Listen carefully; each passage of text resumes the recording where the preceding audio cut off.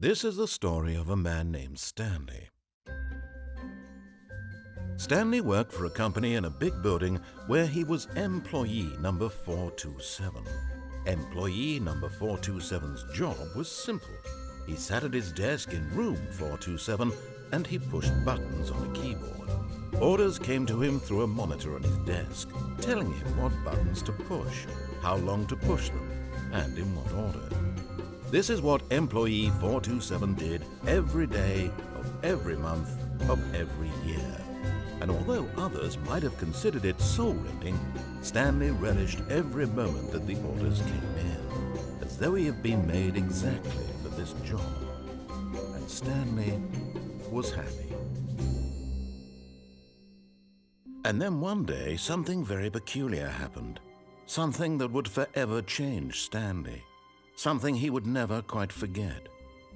He had been at his desk for nearly an hour when he realized that not one single order had arrived on the monitor for him to follow. No one had showed up to give him instructions, call a meeting, or even say hi. Never in all his years at the company had this happened, this complete isolation. Something was very clearly wrong. Shocked, frozen solid, Stanley found himself unable to move for the longest time. But as he came to his wits and regained his senses, he got up from his desk and stepped out of his office. All of his co-workers were gone. What could it mean? Stanley decided to go to the meeting room. Perhaps he had simply missed a memo.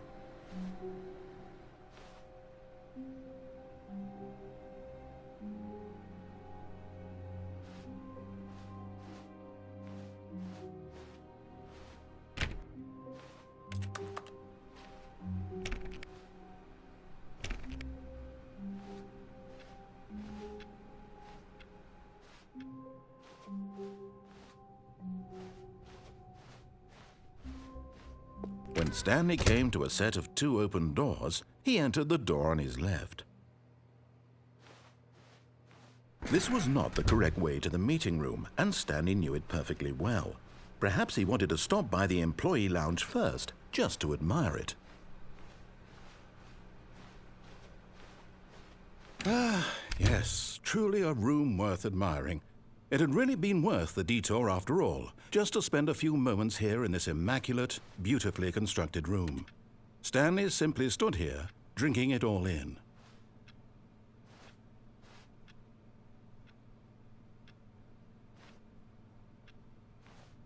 But eager to get back to business, Stanley took the first open door on his left.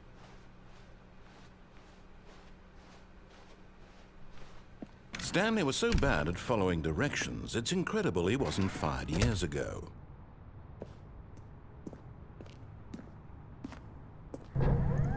Look, Stanley, I think perhaps we've gotten off on the wrong foot here. I'm not your enemy, really, I'm not.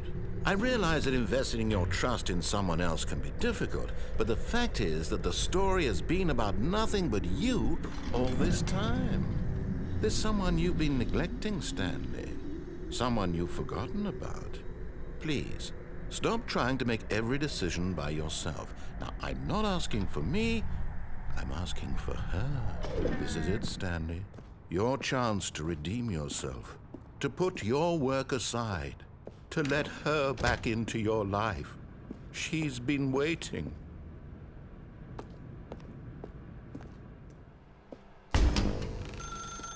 That's her, Stanley. You need to be the one to do this, to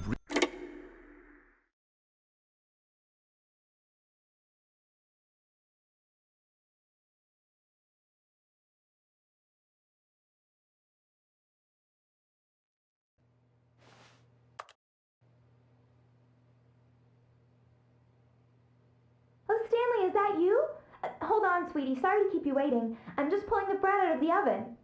All right. Okay, there we go. All right, now, I want you to come in and tell me all about your day. Gotcha! Oh, come on. Did you actually think you had a loving wife who'd want to commit their life to you? I'm trying to make a point here, Stanley. I'm trying to get you to see something. Come inside. Let me show you what's really going on here. Sorry, but you're in my story now.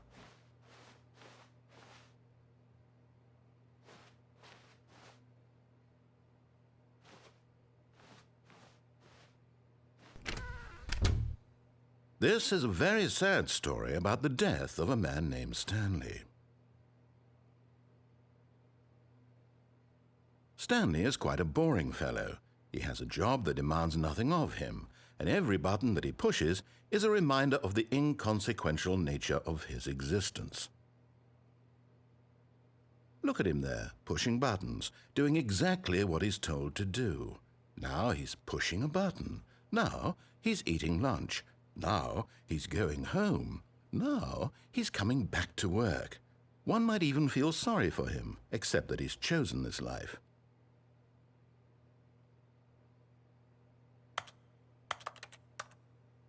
But in his mind, he can go on fantastic adventures. From behind his desk, Stanley dreamed of wild expeditions into the unknown, fantastic discoveries of new lands. It was wonderful. And each day that he returned to work was a reminder that none of it would ever happen to him. And so he began to fantasize about his own job. First, he imagined that one day while at work, he stepped up from his desk to realize that all of his co-workers, his boss, everyone in the building had suddenly vanished off the face of the earth.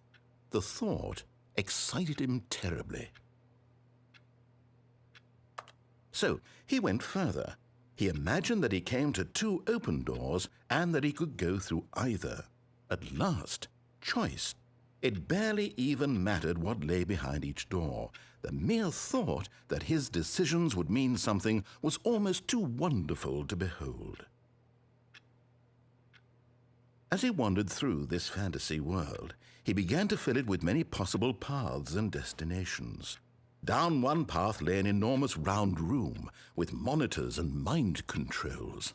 And down another was a yellow line that weaved in many directions. And down another was a game with a baby. And he called it the Stanley Parable.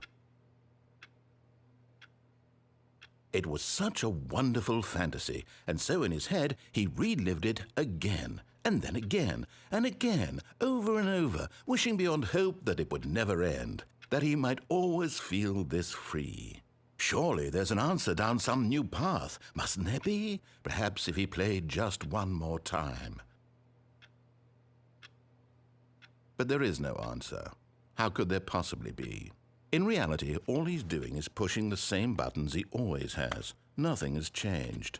The longer he spends here, the more invested he gets, the more he forgets which life is the real one. And I'm trying to tell him this, that in this world he can never be anything but an observer, that as long as he remains here, he's slowly killing himself.